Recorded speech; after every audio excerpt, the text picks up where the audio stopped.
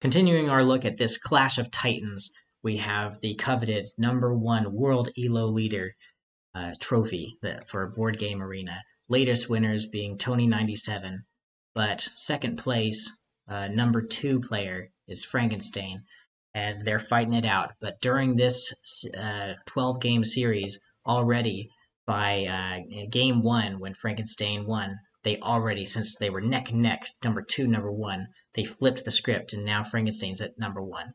Game 2, Frankenstain was able to win again, military, then a political win, I believe, and then game 3, 4, and 5 have all come down to points, 2 of them being Frankenstein again, and 1 of them being Tony. So Tony97 played a lot of different games in their past, and they made an account maybe over 800 days ago, and we see them just climb, wait, climb. So every time they log on, you see like a wait, climb, and then a wait, climb, and then they reach over 800 elo. So here's where we're at right now. Looking at the players, that's their current elo. Will Frankenstein break that 900 elo level? That's very crazy to have happen. A lot of games on here that are very strategic, very like the best player wins every game type of ones, allow the player to get to very high levels of elo. Elo is not the perfect metric, but the important thing is if you're playing against players who are the same level as you, then you're going to be awarded accordingly. So you can't just get to a high level by playing very low players all the time. Eventually, you're going to have to break out and play somebody who is your level. And right now, we're seeing that happen. So a very deep game, deep strategy game is going to allow for players to have above 900 elo. Seven Wonders Duel has a lot of randomness to it, a first player advantage issue, and first player is random. But Frankenstein is very close to showing us that it is still a very strategic game, closing in on that 900, maybe even 1,000 elo eventually. Or maybe what happens is Tony97 at the end of this 12-game series ends up overtaking Frankenstein in the end and pulling off a win here. We have 4 of 5 games given to Frankenstein so far, so we're going to see how this game plays out. Have not seen a science win as of yet, so maybe this is the first one that happens in. Science, very important to have wood. There's a ton of wood in the very beginning of this game. Every single card that could help with wood is in the first row. Also, of the 5 Senator cards, 4 of them are revealed, and all of them are the conspirators. So those conspirators allow you to play a cube anywhere you want. Where would you place the cube? We see the decree token with a shield in Senate location number 5. It makes sense now that the players may want to place a conspirator cube on some of these face down ones and maybe get one of the top 3, top 4 good Senate tokens, which are not revealed as of yet. We have the coins for wonders built. That's not likely going to happen too much with these wonders in Age 1. And then we have the science token. Not a very good one either. Okay, so other analysis that we need to make is, of course, the progress tokens. Let's look right there. So here we see the law at the bottom there, and then we have the polyceretics, not a very good one. Organized crime, even worse.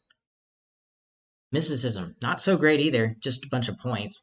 And then architecture, okay, may be good if you're really hurting in your economy to build your wonders. But in this expansion, with so much as far as opportunity to lose a wonder to raw, it makes sense that you might not end up using architecture for all of your wonders. It's a little bit more crazy. More math needs to be, more randomness is injected into it, and a lot more calculations are needed. And finally, we will go into the analysis of the different wonders. So Statue of Zeus and Circus Maximus, both really great to offset the economy of your opponent and give you one shield. That one shield is sometimes a blessing, sometimes a curse.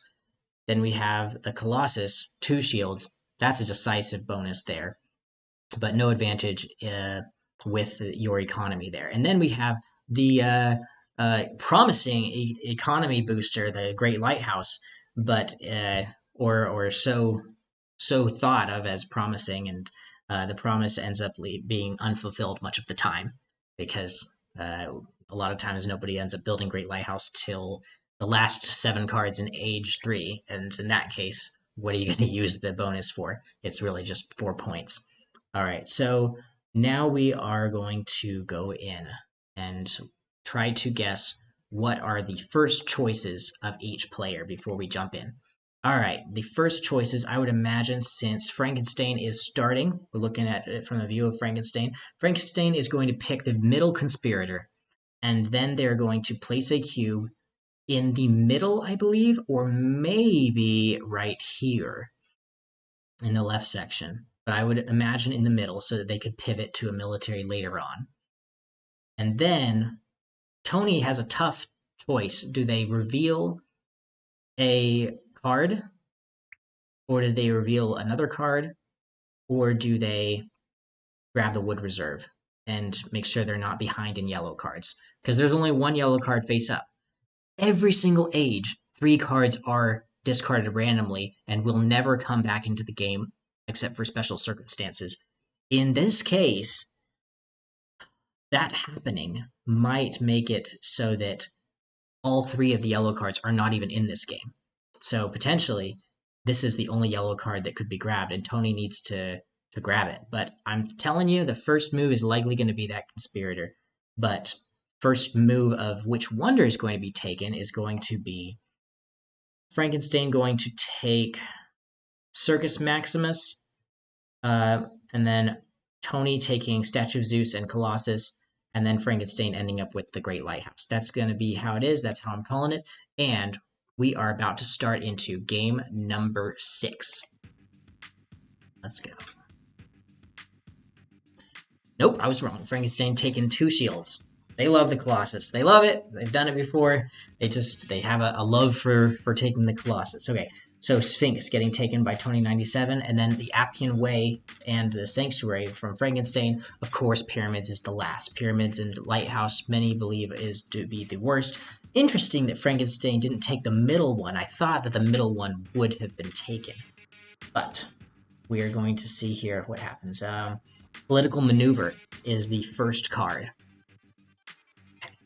So,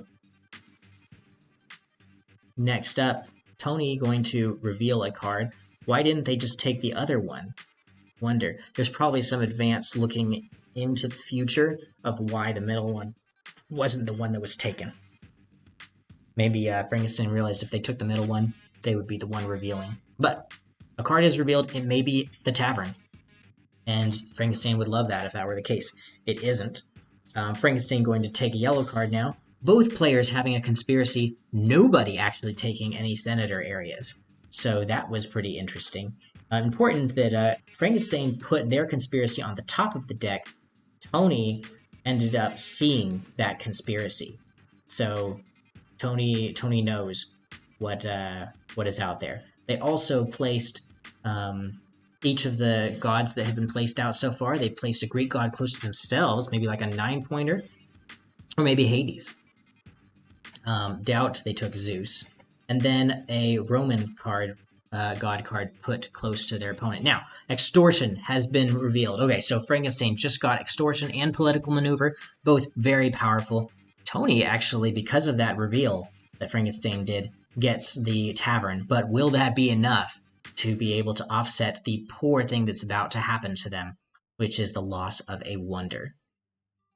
No Curia Julia, so those Political Maneuver and Extortion will need to be, both those conspiracies down there will need to be prepared.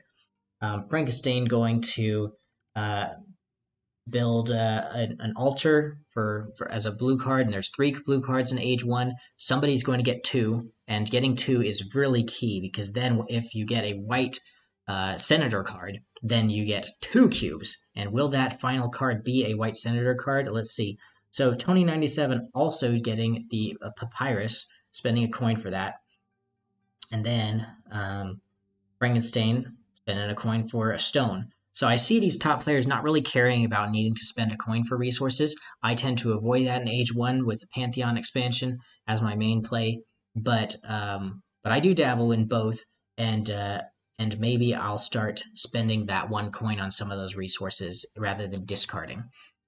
All right, so Tony going to construct the glassworks. Tony's economy looking great. Got the 2 blue card. That's what you want. Still has 1 single extra turn for now because Frankenstein's about to pull off the extortion, and they take it. It seemed like the right time in there to do that. They had a cube that they could move around. They chose to move it because extortion even lets you move a cube. So it's taking a wonder and moving cube. I love that they allowed for some of these conspiracies to move around cubes. There just needs to be more movement of cubes, I think, in the game, and I love that that's a part of the game. Okay, so Frankenstein taking the last card, and since they're not winning in military, they're going to choose who starts. Likely they choose themselves to start, and I mean highly likely, yes, they choose themselves to start, but now they're going to take Neptune, which is a very powerful god that allows to make military less useful for your opponent, and in this Agora expansion, it makes it so that they can mess around with these cubes, and so they chose to place a single cube out there. 2 Senate chambers controlled by Frankenstein, none by Tony. Now 1 by Tony. Tony places there first, and because they have 2 blue, they can place out 2 cubes, and they are being able to be placed in 2 perfectly good positions. One of them being the in control, allowing them to get free yellow cards, essentially, or cheaper yellow cards. That will come in handy. But Frankenstein takes that away by pulling off a military push that they needed to pull off to stop that from happening. All the yellow cards that would be able to be benefited from are face up right now for that Senate decree. Tony going to use the Progress Token Law to increase their chance at winning in science. So I wonder why that is. It seems like Tony has been on a losing streak for a bit. They did win 1 game, but for losing 4 of the last 5 games, a lot of times I see the loser in other matches, myself included, usually taking science to try to offset that. Like, maybe I can get all the science and win that way, because I'm not winning in politically. It seems like I'm not going to win in points, so maybe it makes sense to go for this science strategy. And so, yeah, I love when the log token gets taken. It's very exciting. Tony going to push back in military. They're still losing in military. Frankenstein using Minerva offensively, so they're not going to lose the game in military, but they're trying to stop Tony from pushing even more in military. Aphrodite getting taken, a huge jump in points of 9 points. So Tony97 with 22 points. Frankenstein only with a measly 3 points. They're sitting there with 3 points and 4 coins. Yeah, both of their coins very low in this game. So Tony just constructed the temple for free, getting some points from that. And so they're ahead in points. High chance of getting a science victory. And also, they are not doing too bad politically. It's just that military that they need to be worried about. Frankenstain has taken every single Roman god, and if you know the Pantheon expansion, those Roman gods are all about the military leverage against your opponent, especially Mars.